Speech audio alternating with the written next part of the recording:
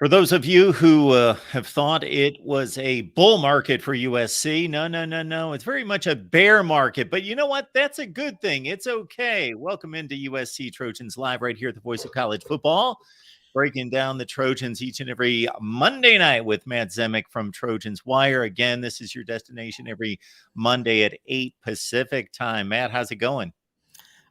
Great, Mark. I had a bear claw this morning for breakfast in celebration. So and I know that Andrew Pinto, one of our friends here, I know that he focuses on bear down in Arizona. Well, it's bear up here at USC.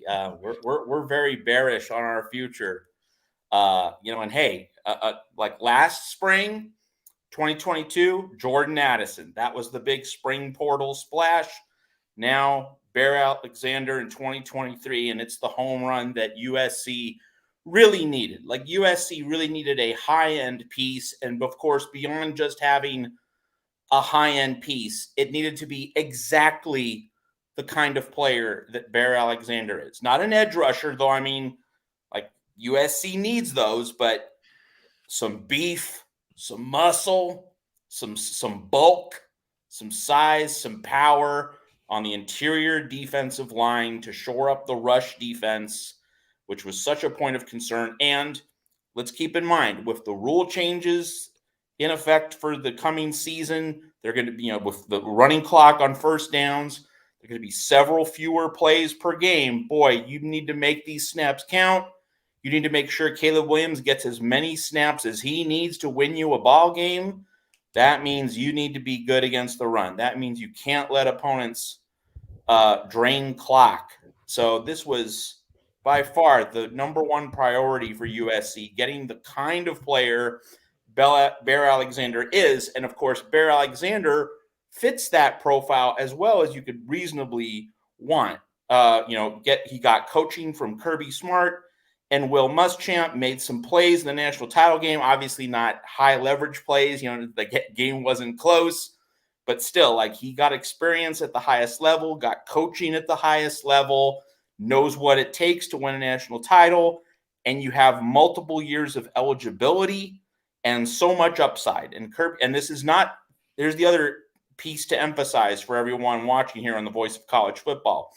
This is not a discard situation. This is not as though, Georgia was fully stocked and Kirby Smart was able to part with Bear Alexander, kind of just trim the roster. He could afford to part with him. No, Kirby Smart, at least if, you read our partners, our Trojans Wire partners at UGA Wire, they were saying, Kirby Smart had big plans for this guy. So this was not a discard situation. In terms of the transfer portal, you compare this to what's going on with Coach Prime in Boulder. That's roster trimming. That he wants the exodus and he wants to bring all of his guys in. This is not that. Kirby Smart wanted Bear Alexander to be part of a run at a three-peat in Athens. Bear Alexander had a different vision. USC gets him. You really could not draw up a better scenario in terms of the kind of player and quality of player and future upside player that the Trojans could get in the transfer portal. It really is the perfect scenario for Lincoln Riley and Alex Grinch. And yes, everyone, Matt and I could have continued, I believe, the bear puns for quite some time. And I have full confidence that Matt would have taken it even further than me. But we will spare you all out there and continue the Bear Alexander conversation. Of course, leave your comments and questions there in the live chat. We will get to them. Please consider contributing here at the Voice of College Football, supporting the show. You can share the videos on social media. That's a good way to help us. Hit the like button. The super chat is available for financial contributions. We appreciate it. So I'm going to come right out of the gate, Matt, as a devil's advocate. Now, there's no downside unless he comes in and becomes some kind of disruption. But outside of something unforeseen, there is no downside to this acquisition, no question about it.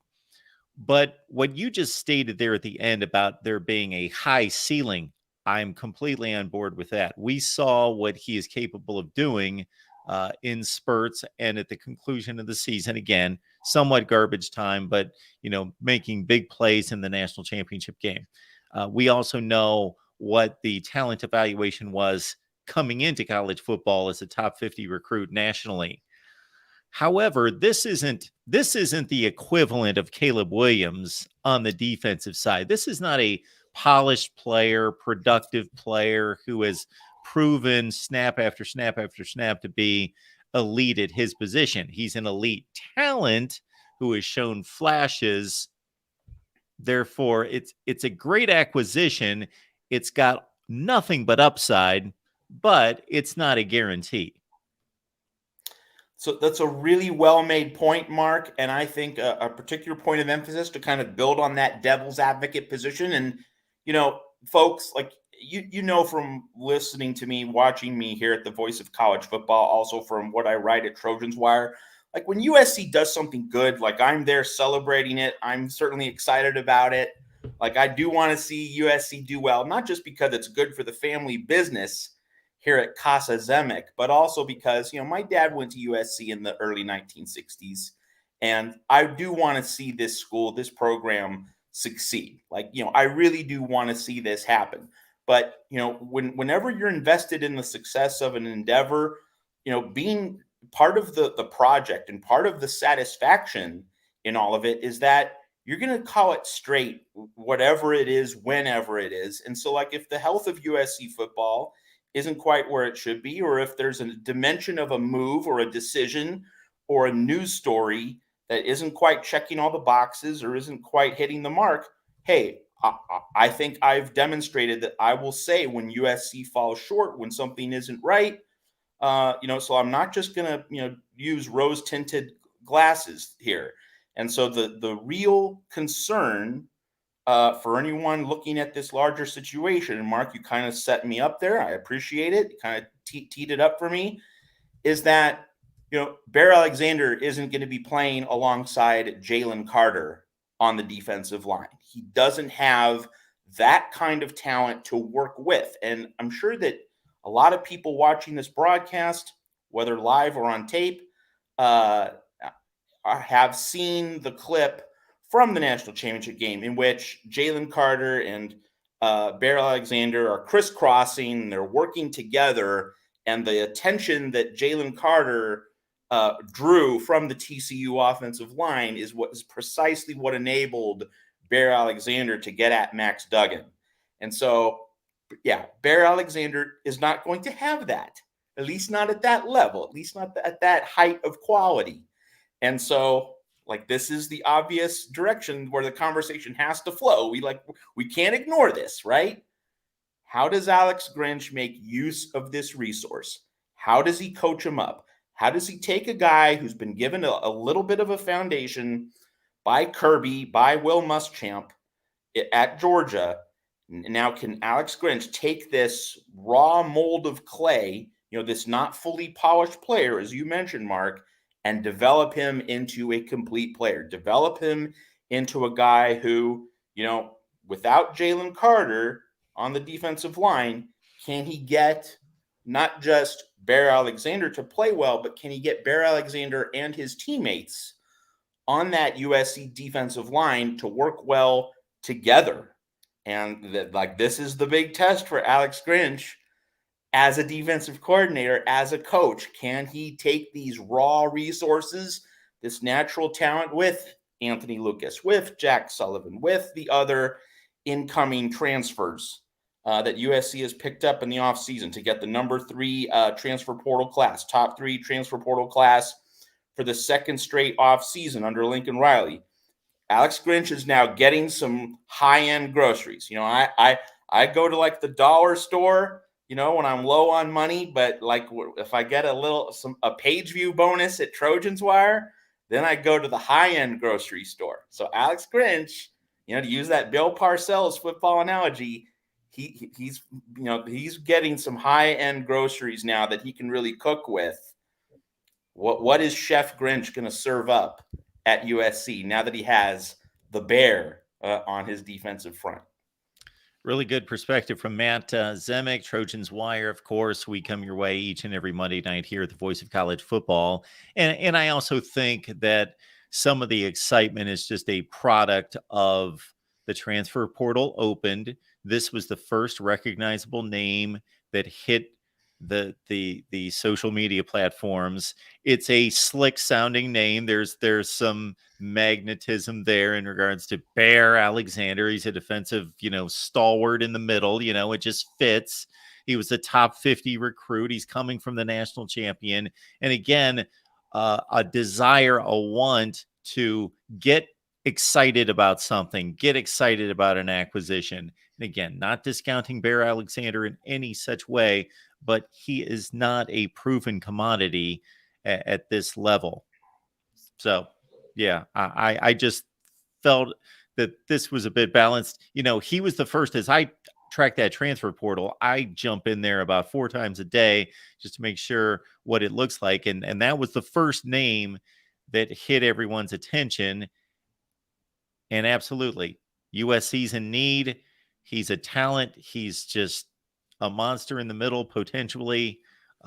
He already is physically, but in regards to refining the technique and being that kind of player on a 25 play per game basis, well, we will just have to wait and see.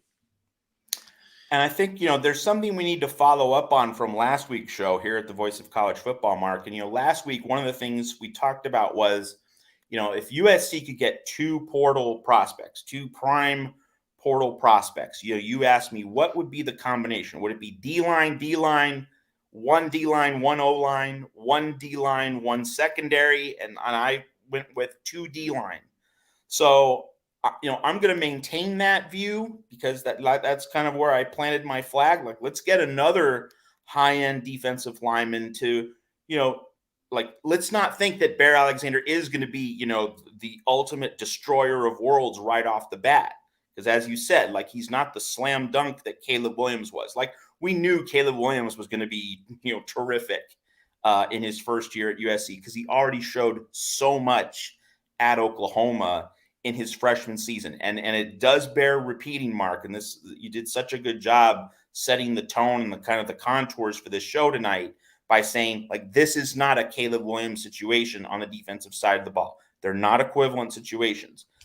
But if USC can get another, more seasoned, I would say, not a freshman, maybe like a sophomore or a junior in the portal on the D line to give more reinforcement so that Bear Alexander doesn't think he has to do all or most of the work.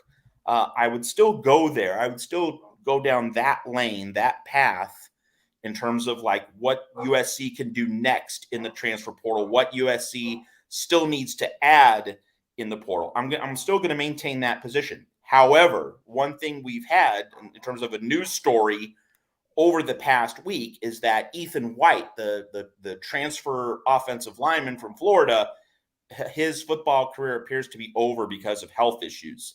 And so we decommitted, not because he soured on USC or Lincoln Riley or Josh Henson. It's just his body has called timeout, and sadly, it doesn't seem as though he'll be able to continue his career. So you could make the argument, in light of what's happened with Ethan White, on top of Cortland Ford entering the portal, that USC now really needs a left tackle. It really needs another prime offensive lineman. So if you're going to say USC needs to go O-line over D-line in terms of adding one more high-end piece in the portal, solid argument. There's a solid case to be made for that. I will stay with, though, getting another high-end defensive lineman because I still think that there are a lot of quality pieces on the offensive line. And here's the other thing. Caleb Williams has such a good sixth sense in the pocket. And we saw that even when the offensive line was not at its absolute height and you had Andrew Voorhees dealing with injuries late last season and fighting through pain. I'm not talking about the Pac-12 title game. I'm talking about really the UCLA and Notre Dame games. When the offensive line wasn't spectacular, well, Caleb Williams was able to work around that.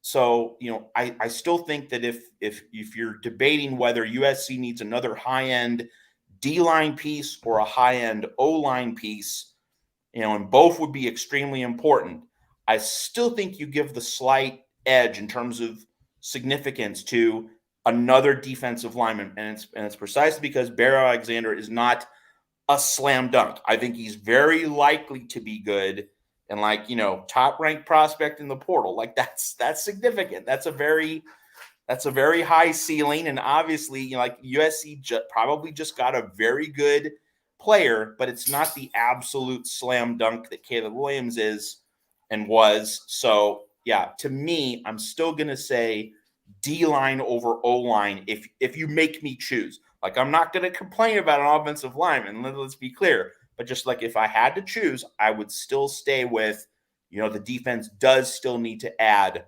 another high-end piece up front. So just to extend and confirm my point about the excitement, the hype that comes along with the transfer portal additions for a particular fan base, and how and it's great for us. It's exciting for college football. It's great off-season talk. Certainly, a lot of these guys hit home runs. Jamison Williams was not a proven commodity at Ohio State, but he was on the field for Ohio State catching 12 or 15 passes a season and a couple playoff touchdowns. So he did show that he could play, but he was not a productive every down receiver at Ohio State. And then boom, catches 95 balls and becomes one of the best players in college football. So certainly I understand the excitement, but along the defensive front, one of the guys that's being talked about most is this defensive lineman, Emmanuel Pregnan, out of Wyoming. And I believe Rick and Tim did a pretty deep dive on him last night. So folks, check out the shows that these guys do. Rick and Tim is phenomenal on Sunday night. So it's a Trojan Conquest at 5 Pacific time. But Emmanuel Pregnan was not a top. He doesn't even have any ratings coming out of high school, according to 247 Sports. Going to Wyoming, that's pretty typical.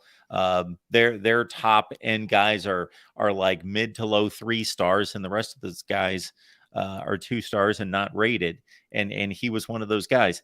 I am seeing things all over the place about, and again, I don't want to discount, because there are obviously scouts and coaches and folks that put and evaluate personnel that are putting good grades on these players.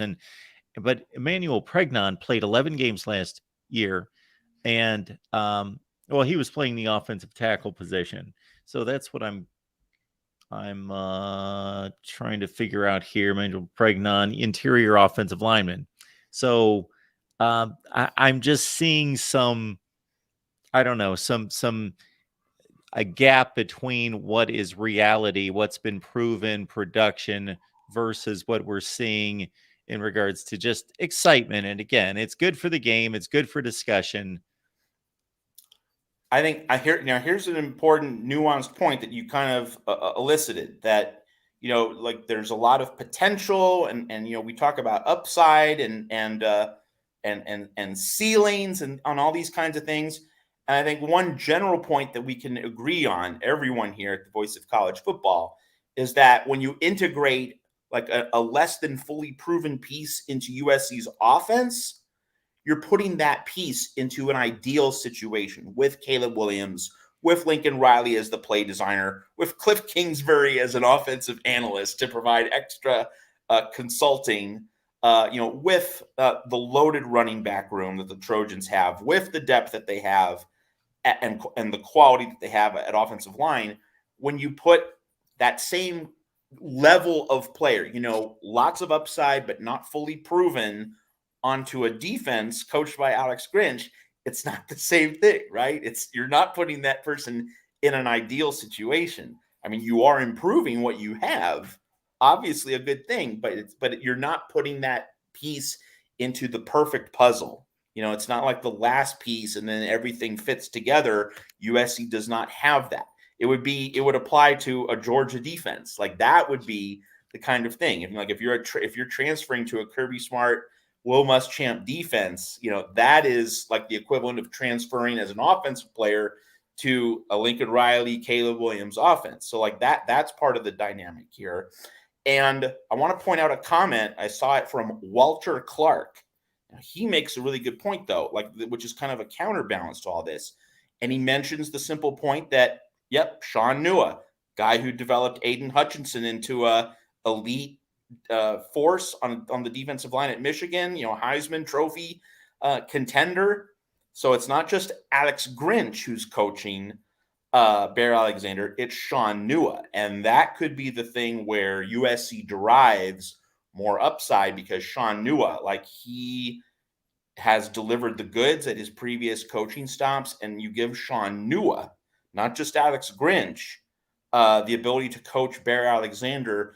That could be the thing that kind of turns a little bit of this potential and this unrealized dimension into actual proven solid results. So when we talk about potential and ceilings and the gap between reality and possibility, Alex Grinch makes that gap large, or at least, until Alex Grinch proves himself, that gap between the reality on the ground and the potential up here is still significant. It's still very wide. Sean Nua reduces that gap. He brings the reality closer to the potential. So in terms of weighing this larger calculus, making these good, appropriate distinctions that you're bringing up, Mark, Sean Nua is like the pro USC argument. If you're going to make a smart argument saying that Bear Alexander is going to fundamentally hit the mark, the Sean Nua piece raised by Walter Clark, thank you, Walter, for that point. That's the argument, in terms of the optimistic scenario for Bear Alexander at USC.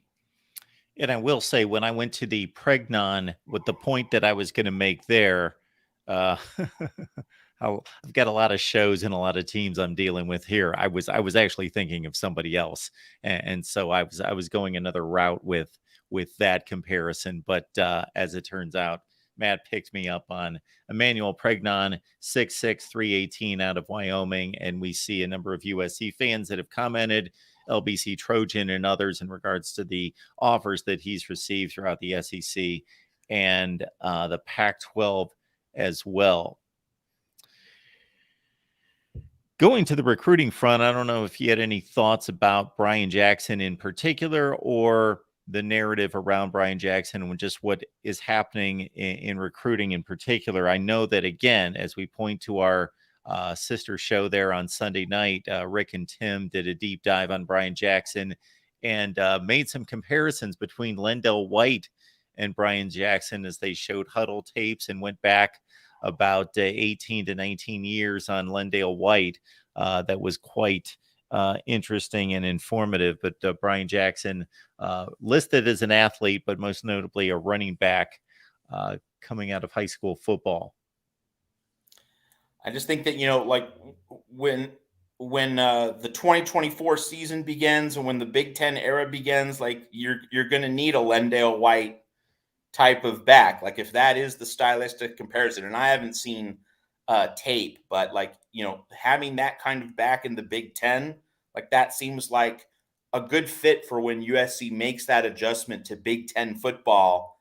Having a physical runner like that, that's going to be situationally appropriate. And of course, the other point to make is that USC is really loaded for 2023, but when Austin Jones and Marshawn Lloyd move on to the pros, there's going to be the need to restock in 2024, and that's part of what Brian Jackson is going to be able to serve. This is what I find interesting here, and it has nothing to do necessarily with Brian Jackson. He's just an example of this. But here we've got 3 to 4 major recruiting services. Most people are familiar with the composite, which is just that, versus what 247 Sports is delivering. And when it comes to Brian Jackson, here we've got 247 Sports ranking him as the 101st rated athlete in that athlete category. The composite is at 42, Matt. So I will have to do some digging here to see where he's being rated otherwise, because for that 101 rating by 247 Sports to be dragged all the way up to number 42 is pretty significant. And we've got a 21-38 spot difference in Texas. So a lot of these ratings gaps are going to be diminished here as another ratings cycle comes through here in the next couple months. Once they go through these camps in June, I know that prior to the 23 season, they'll do another ratings reset, and usually they kind of compress as they gain more information and are more step for step in their evaluations of these players. But I just find it interesting the gap in the evaluation on him right now. I would only add that one of my two staff writers, Donovan James, you can find him on Twitter at Don James Sports. No relation to the old Washington Huskies coach. He thinks that Brian Jackson's one of the more underrated running backs in the 2024 class. So that's just Don James' opinion, and it was interesting to read and edit that story at Trojans Wire. All right, folks, we talk Trojans football with you every Monday night, and keep in mind that we will soon have a membership tier available to all of you. So more details on that. I've started out the process. I got to check off some more bullet points for YouTube, but they've approved the first couple layers of that. And I noticed here today that I've got a couple more things to fill out, but basically we will have that in play. And what that's going to be is Matt and I presenting some interesting, fresh topics for exclusive content and some other perks available to you as a member of our show and our channel here at Trojans Live. So that's going to be available to you, and you can see it right on the front page of the channel here. Just hit the join button, and again, that's going to be available very soon to all of you.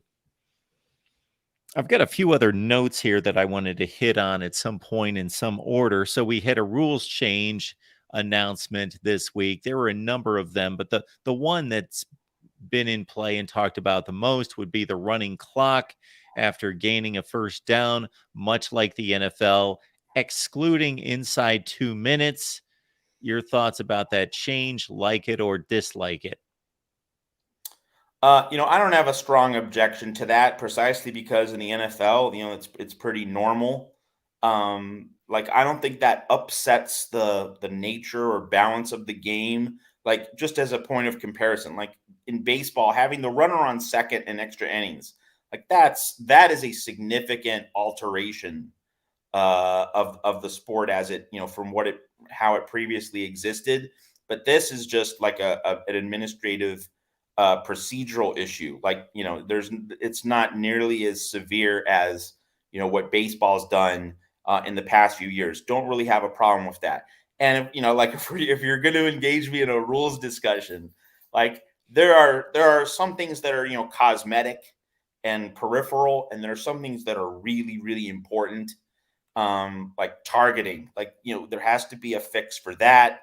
There has to be a fix for replay reviews and being able to just make reviews in 15 seconds. It's something that we talked about after the Super Bowl with former USC Trojan Juju Smith-Schuster being centrally involved in the play that really decided that game between the Chiefs and the Eagles. Like being able to get reviews done in like 10 to 15 seconds after the TV truck gets all the necessary camera angles, like that is should be a top priority. And the fumble off the pylon should not be a touchback. It should be the offense's ball. The defense should actually have to recover a forward fumble. Now, fumble backward out of your own end zone, that should be a safety. But a forward or sideways fumble that the defense does not recover should not be given to the defense. And so, like, if we're going to talk about the rules that really matter and the rules that would really help college football become better and fairer, like this is just window dressing ultimately. And I get it, like you're trying to reduce the raw number of plays per game, so there's an element of safety. It's also let's fit this game inside a 3-hour 30-minute TV window, so you're helping ESPN and Fox and your other broadcasters while still getting the same amount of commercials, I might clarify. But you're trying to fit games into windows.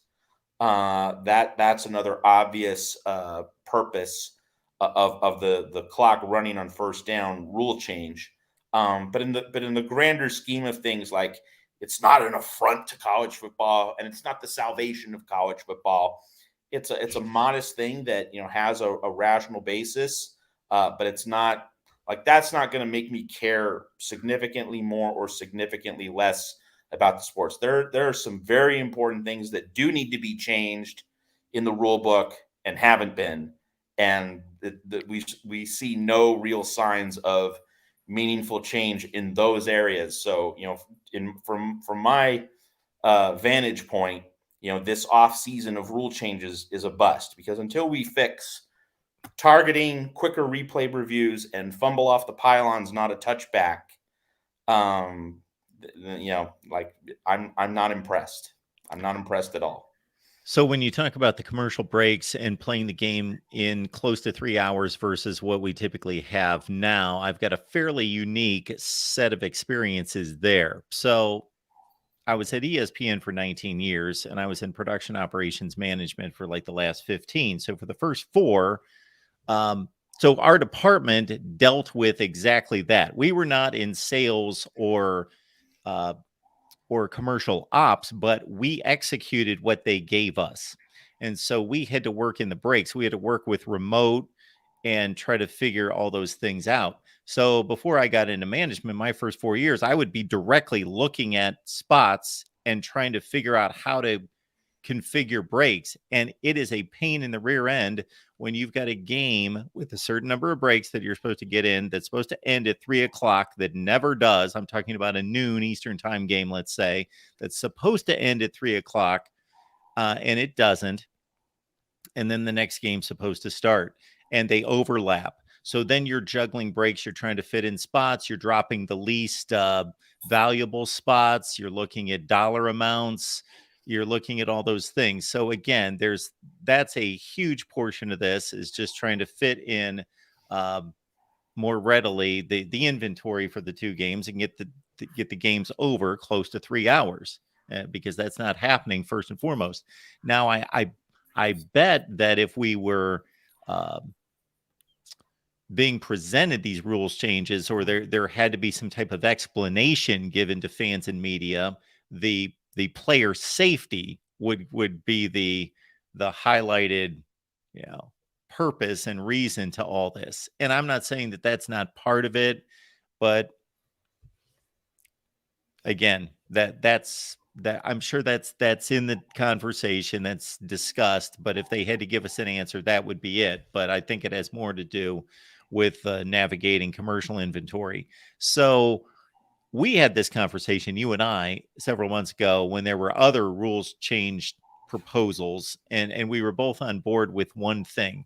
We were both sticklers when it comes to the structure of the game, and the field means something, meaning the end zone is treated differently than the field of play between the 0 and the 0-yard lines, or the 1 and the 1, if you want to go that route. So I'm not going to go, but the boundaries of the game, there is integrity there that needs to be adhered to and kept. So, for example, I brought up the example that, what was it, 3 or 4 years ago, that kickoffs could now be fair caught within the field of play with no ramification. And catching the ball at the 2-yard line on a kickoff has the same consequences as catching it at the 18 or the 14 and that makes absolutely no sense. The ball needs to be, there's a reason that the ball was advanced through a kick and then downed and fair caught at the 2-yard line versus somewhere else on the field, and that's where it should be marked. But of course, they want to aid the offense. They want to just bring it out to the 25-yard line.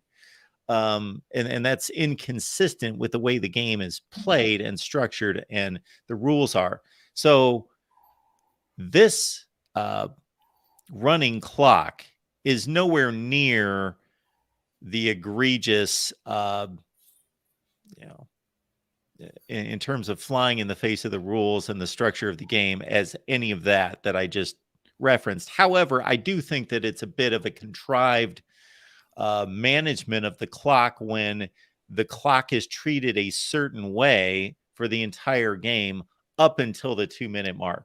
Now, we know that they do that so that they can arrange a situation, and support the offense, because it's exciting to see the offense move the football down the field at the closing of a half. Or if they are doing so at the end of a game, it's obviously the game's on the line, or else they would be kneeling down or running out the clock.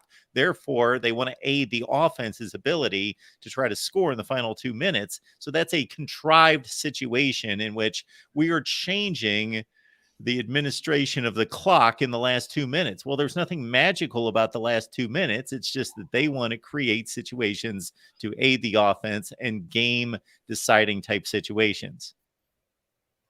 That's true. Like that's absolutely the case.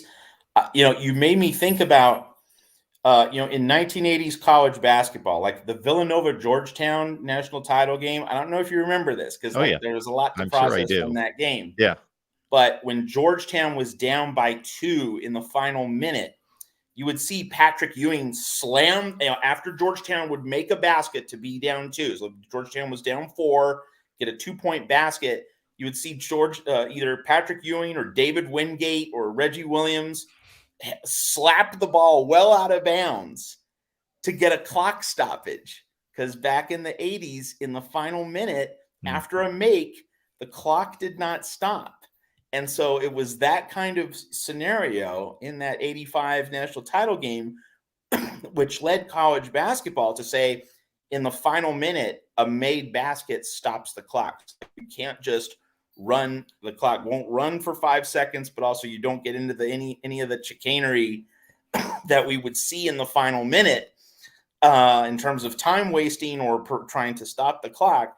But that applied to, dead ball situations. It was not in terms of while the ball is actually in the court. So like that was kind of a nuance. This is more, this is more upfront in terms of manipulating the time clock. And so to that extent, it's not really, there isn't a natural constancy and fluidity, and there is a certain degree of artifice about this. But of course, in terms of treating the end zone differently, the parallel that you raised, like, the rule book is just not consistent on this, because of if a muffed punt that rolls into your own end zone. So you muff a punt at your own 5 and it rolls into your own end zone, it's a touchback under the current rules. And yet, if you fumble the ball at the opponent's 5-yard line and it rolls out of the end zone, it's a touchback for the other team. You lose the ball. So like, there's no consistency there. You would think that if a muff or fumble goes backwards, you're losing yardage, you're going the wrong way down the field, that should actually carry a punishment, or at least a heavier sanction, as opposed to fumbling the ball forward when you've moved the ball, well down the field. So both fumbles are not recovered by the defense, and yet you get I shouldn't say safety, you get the relief of a touchback for a backward fumble that you committed, goes into your own end zone. You get punishment. You get no relief for a forward fumble that goes into the opponent's, into and out of the opponent's end zone. So like those are some very large inconsistencies. And so when we talk about the running clock and, until 2 minutes left in the half, it is very manipulative, but you laid it out pretty nicely that, it is to facilitate scoring. It is to facilitate drama. I mean, I don't pay close attention to Canadian football, but I watch like the Grey Cup when it's on ESPN in late November. And I know that from watching Canadian football, like they build in lots of time stoppages into the final 2 minutes of a Canadian football game. And it's precisely to facilitate more possessions, more action, more plot twists. College football is definitely going down that road with these rule changes. Yeah, it is in the end an entertainment commodity. It is an event. So I don't have a huge issue with it, but I'm just calling into question that it's not consistent with the way the game is sanctioned and structured. So again, it doesn't drive me crazy like some of the ones that you just mentioned that have to do with the field of play being treated inconsistently. I don't like that. All right, everyone. Appreciate you being here. We will take your comments and questions. I also wanted to hit, did you have any thoughts about, or maybe you didn't even see the ESPN FPI and where USC was ranked? Didn't pay attention to it precisely because we have the spring portal window and the rosters are going to change. So, I don't look down on anyone who's, on a website who's publishing FPI rankings because, hey, like it's the off season. You got to publish stuff. You got to find content. So like, I'm fine with anyone else who publishes it, but we here at Trojans Wire, I'm making the decisions personally. I don't want to visit any of that until, this spring portal window closes and we get a better feel for rosters, because you're still going to see some roster churn. I mean, again, I referenced this earlier in tonight's show. Look at what Coach Prime's doing at Colorado. Like, there's just no point in assigning any kind of significance to any rating for Colorado because it's a mass stampede out of Boulder. Coach Prime wants to completely turn over the roster. Last year at this time, we were talking about how Lincoln Riley wanted to change, I believe it was 35 spots, roster spots in the portal. I think I saw something earlier tonight, just before we went on the air, that 42 players have transferred out of Colorado, out of Boulder this offseason. And not only that, but, players who put up numbers at that highly publicized spring game on Saturday, a receiver who caught over 150 yards worth of passes, he transfers out the next day. 4-star recruit decommits the next day. I mean, so yeah, like I am not gonna, to put one eyeball or spend 1 second on FPI ratings until this spring portal window runs its course. Then we can really get to talking, and then we can really get to size up rosters, where teams stand. Savell Smalls, of Washington, he's in the portal. Where's he going to go? And, if for various transfers connected to Pac-12 teams, are they going to transfer within the conference? Are they going to leave the conference? And this applies to any other conference. Are transfers going to leave their conferences or stay within their conferences? I have a side. I was given a freelance assignment, by the way, for ACC football, so I had to study ACC rosters. Boy, there were several notable ACC transfers within the conference, like Fentrell Cypress transferred, from one ACC school to another, and he could be like a first-team All-ACC selection. Florida State and Mike Norvell got him in the portal, so. And so with all the transfers still left on the board, I need to see where they're going to go. And really the main concern I have, and this is also very much applies to what I'm doing at Trojans Wire, I want to see how or whether transfers stay within the Pac-12 if they stay within their conferences or not. Like we need to see those questions get resolved and answered before we really begin to stack up rosters, size things up, and make real revisions based on, where we were in January. Like in January, you're thinking, all right, the season just ended, and what's the state of play? What's the balance of power? And we do our way too early rankings. But so I'm interested in that, and like you have players making their decisions on whether to enter the NFL draft or stay for another year. You get that round of decisions.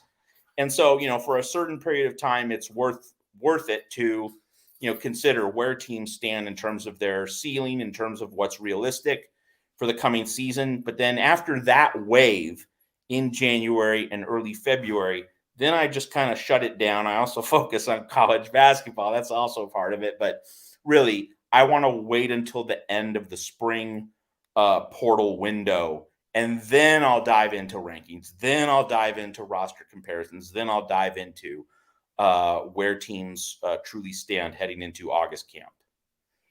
You don't have enough on your plate and you're being thrown an ACC football assignment? Yeah, it's a freelance gig I've had for a few years. Okay. And I enjoy it. Okay, very good. Yeah. The NFL draft comes up this weekend, and so we're going to go live on the main channel following the draft coverage on Thursday, Friday, and we'll see on Saturday. Us real draft nerds, that's the big day is Saturday when the diehards are still there watching the NFL draft. So I'm not a huge draft guy in regards to the preparation of the draft. Like I don't look at mock drafts. I just don't have the time to get into that. And I have something about filling my mind with information that is 90% going to not exist any longer.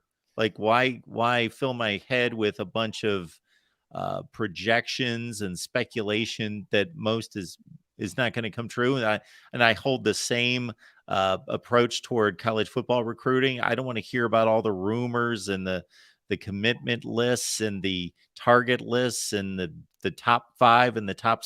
I just want to get to December, and when they all sign and then the names are out and they're all committed and signed to each school, then I'll learn who is committed and who's signed with each team. But between recruiting classes, I have no time for that. I lean on people to bring on the show to do that. But when it comes to the actual viewing of the NFL draft, I am all in on that. That is just phenomenal television. Love it. It's one of my favorite events all year once Thursday hits. So as soon as the draft is over on Thursday night, we'll be live on the main channel taking your calls.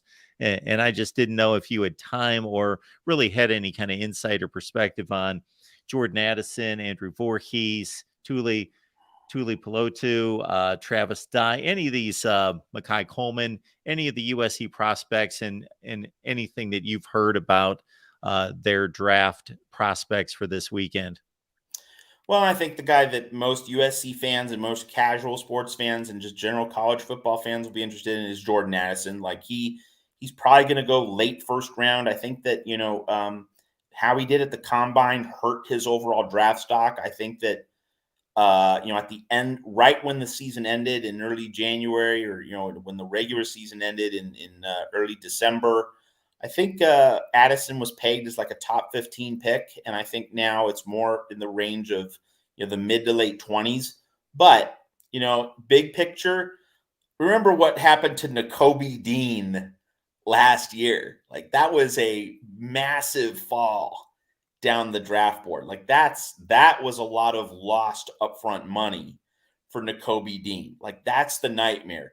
If you fall 10 spots from 15 to 25, like that's not a life-changing disappointment. And I would emphasize, and this is one of my larger overall thoughts about the draft. Hey, if you fall 7, 10, 12, even like 15 spots, like obviously you don't want to fall 30, 40 spots, then you're losing a significant chunk of upfront money. But if it's like anything within 15 spots, but you find the right fit, you find the right organization, that's worth it. That compensates for a modest measure of lost upfront money. And a good example from a USC perspective here, Talanoa Hufanga, right? He was taken like somewhere like around 180, I think, something like that.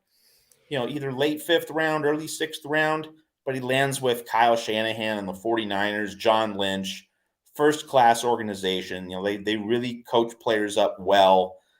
Great attention to detail. Like that's a good org. No one would dispute. That is a good organization, good spot to be coached up, to receive, excellent training.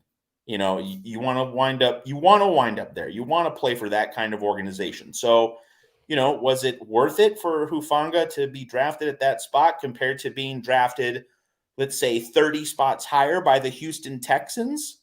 Like, hey, like if you are drafted by the Niners instead of the Texans and you lose, some money, the big picture, like quality of life, when we factor in all these other things that's hard to put a dollar value next to them, but like you have less stress, you're happier, you have better teammates, like all those other things compensate for, a measure of lost money. So, like some, to get back to Jordan Addison here, some mock drafts have had him going to the Buffalo Bills. So like you're catching passes from Josh Allen and you're in the Bills wide receiver room. Wow, that's a great setup. So like if you go to the Bills at a certain spot and that means that like you get picked 7 or 8 spots later than you might have felt you were going to be projected as, good exchange, good trade-off.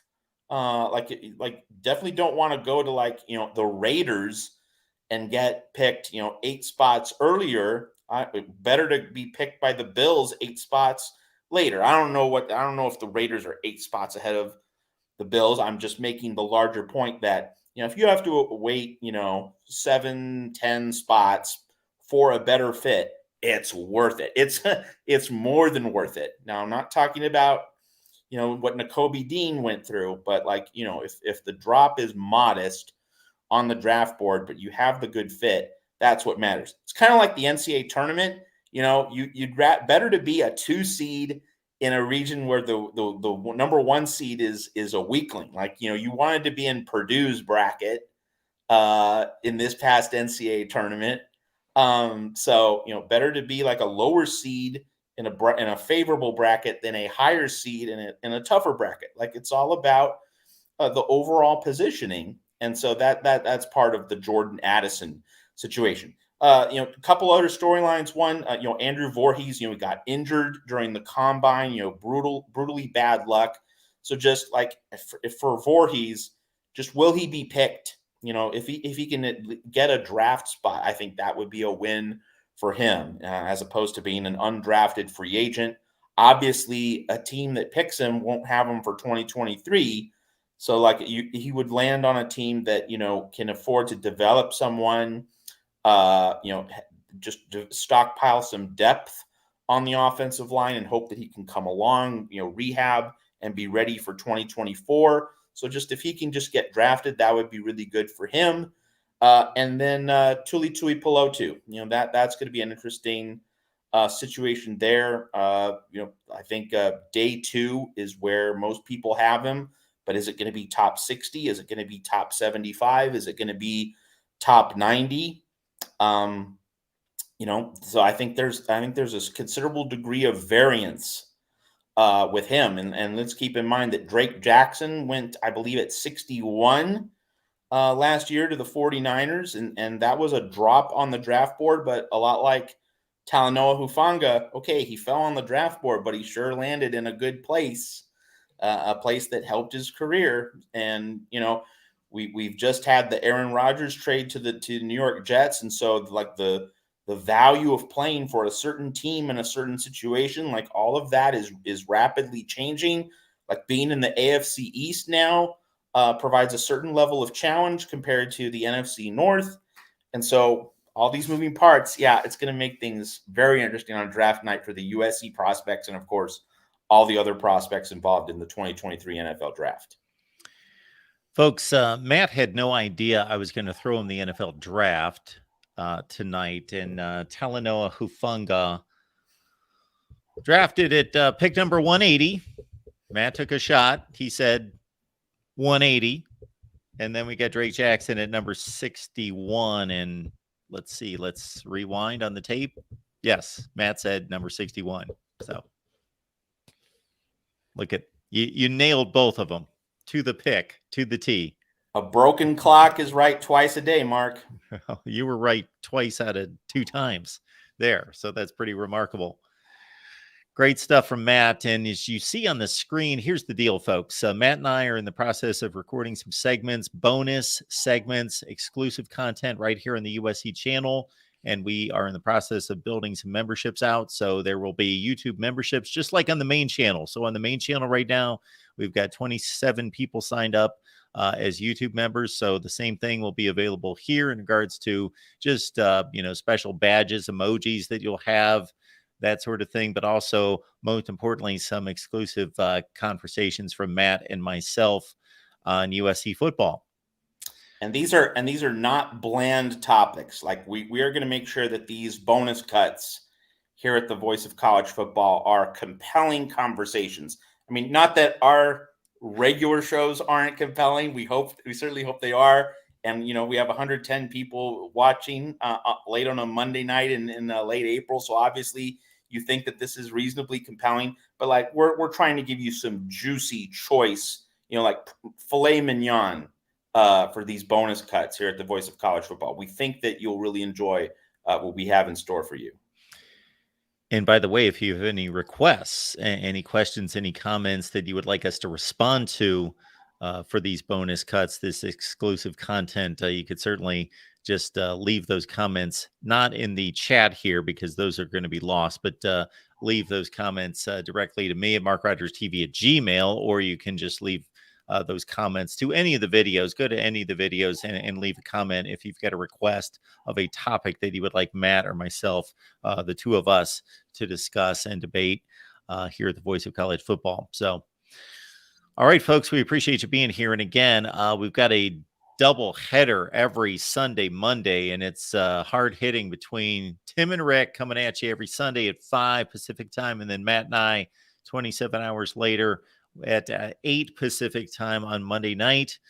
Rick and I are going to get together here in a couple weeks because he has a great idea in regards to program rankings over the past 50 years with a USC perspective on that. That will be available as a bonus cut as well. Matt, just to let you know, May is great debate month at the Voice of College Football. So I know that you've got locked in, you know, a zillion different great debates. So if you've got any suggestions, and folks out there, what I'm basically thinking is trying to think USC related. You know, if Reggie Bush doesn't lose that fumble against Texas on the you know, the swipe from behind where he loses the, well, at what point in the game was that, Matt? Mid-second quarter, right? Mid-second quarter, something like that. You know, does USC, or you could select in a game like that a number of oddities, or of course the 4th and 1 play at midfield with Lendale White, something like that. Does USC win the national championship? You know, had USC gotten its shot against LSU in 2003? You know, what happens in that game? Those sorts of debates we're going to be attacking during the month of May. So that'll be a good time. Tim Prangley says Vince Young's knee was down. That's a better debate. What play was that? His knee was down. I'm thinking it was one of the last 2 Texas drives. Okay. I know I've heard that a few times, but I don't remember that play. Okay. All right, folks, appreciate you being here. Bring yourself back here next Monday, but a friend or two or 50, that would be good too. So let people know on social media. Imagine a world in which people don't know that the Voice of College Football exists. There are people out there like that. You don't want them to continue in life like that. So let them know that Matt and I are here talking USC football with you each and every Monday. So we'll see you back here next week. And Matt, thank you so much as always. So without you, we don't have a show. So thanks for doing this. Thank you. And hey, everybody, enjoy the NFL draft. It's obviously a special time for, you know, those of us who love college football. Like, we get to show that we've actually been paying attention to the season. Whereas, you know, the NFL types often prove that, like, they haven't watched a lick of college football. So we'll certainly get to have our share of moments, especially on Thursday and Friday. Not that Saturday won't have those moments, but of course, it'll be especially prominent on Thursday and Friday.